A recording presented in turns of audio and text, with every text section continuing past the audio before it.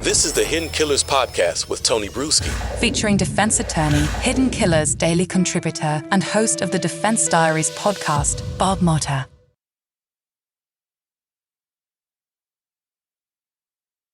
Lots of information on this case continuing to come out, and lots of seemingly almost exonerating evidence for Richard Allen, or at least evidence that doesn't point in his direction. It keeps going downhill for the prosecution of him. What's your thoughts? I know you've kind of released quite a few things on your Twitter or X over the last week on it. Where do you think things are at right now? What's your feelings on the case? This is where I stand on it. This week we had two more filings. They came both in the same day. The first filing in the early morning hours was the defense requesting that the judge set a discovery deadline, meaning that state's got to turn over everything they have. And they wanted a November 1st date. There is a trial date of January 8th looming. And, you know, if you don't practice law and you're thinking, oh, well, you know, 3 months, that's nothing. Yeah. When you're trying to prepare for a trial like this, I can tell you from actual experience, 3 months goes in the blink of an eye. Yeah. You know, and the defense is talking about that they have 30 to 40 depositions that they still have to do. Indiana is a state, unlike Illinois, where they can depose fact witnesses and expert witnesses prior to trial, which is, I think, a wonderful thing. I think it really evens the playing field, because typically I don't get to talk to the state's witnesses, even though I have the ability to. There's nothing that prohibits me from doing it.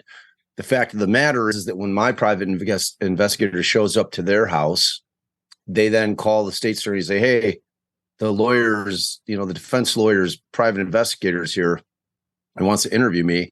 And the state can't say, no, you can't talk to them. Yeah. But they can't say, you don't have to talk to them. You can just tell them that you don't want to talk and goodbye, and they'll leave. And which is typically what happens. Being able to depose somebody, which is where you send a notice of deposition and or subpoena them to depose them.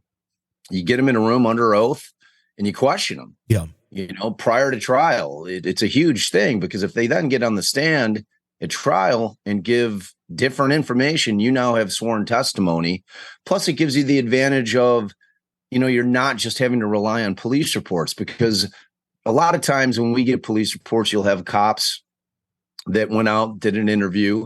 If it's not recorded, they took notes, and then they go back and they write a summary of it. So that summary is written through their mindset based on their notes. So it's not verbatim. Yeah. You know what I'm saying? And those kind of little discrepancies are a big deal, especially in a case where, you know, somebody's life is on the line. So they basically asked for that. And are we still on? Yeah, we're right here. God, man, my Zoom keeps messing with my head. It keeps like saying like post attendee. I don't know. Yeah. As long as we're still on, we're good. We're okay. good.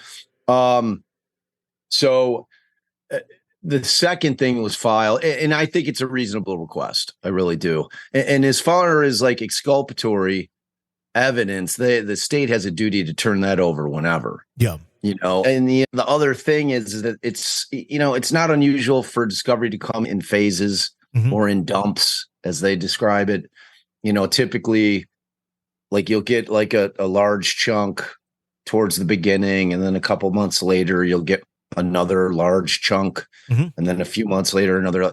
But with this, what's strange is that all the seemingly exculpatory evidence came very late. Yeah. So that, like, you know, they got all that stuff in September, and, you know, I mean, it certainly gives the appearance that the state was slow playing that discovery, hoping that the defense had already formed a theory of the case based on what they had gotten in the 9 months prior, and that they would basically just skim through this stuff. Like, to me, that's the way it plays out in my head. Yeah. Whether or not that's true, I don't know. It sure looks like that way. I'm not Nick McClelland. I don't know what he's going on in his head, because that brings us to the second motion, which was filed, which was basically adding on to the Franks memo. Okay. And it was more kind of stunning information, to be honest with you. You know, it's like there's two schools out there right now. There's those that are poo-pooing this because of the ritualistic aspect of it, and saying, "Oh, this wasn't a like a ritual sacrifice by a bunch of pagans." And then there's the people that are actually reading the memo, looking at the discovery that was tendered over by the state to the defense, and are asking themselves the question, do they have the right guy in custody? And I am most definitely in that second camp. And, I've had many discussions. I had Barbara McDonald, who, did the Down the Hill podcast on my YouTube channel, which everyone should subscribe to, just Defense Diaries podcast on YouTube. And I had a fascinating interview with her. And Barbara is in the know. She knows the case. She was boots on the ground early on. And it's a great podcast. And, she's super informed about the case.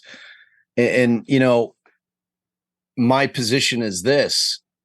I don't care about the Odinism. Do I think that the individuals that they named in their memo, do I think that they're interested in and practicing is not the right word, but I think that they, it's something that they tinker with. Sure. That does not mean that I think that they went and did a ritual sacrifice to Odin in order to get into Valhalla.